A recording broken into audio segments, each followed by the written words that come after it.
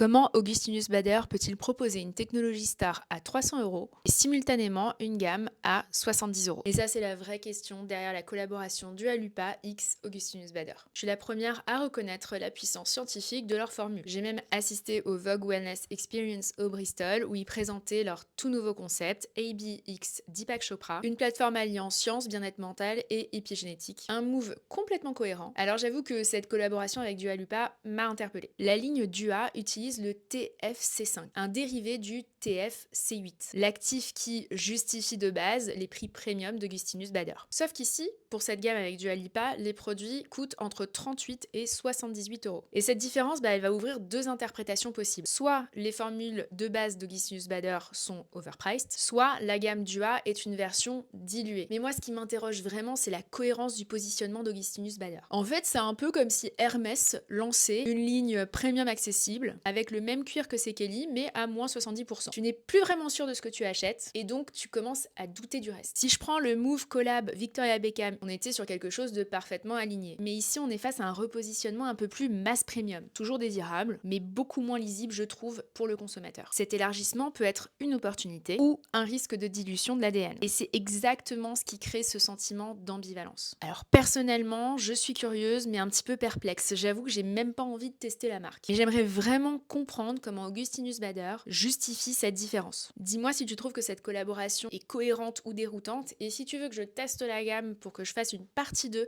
en donnant mon feedback connect, écris-le moi en commentaire.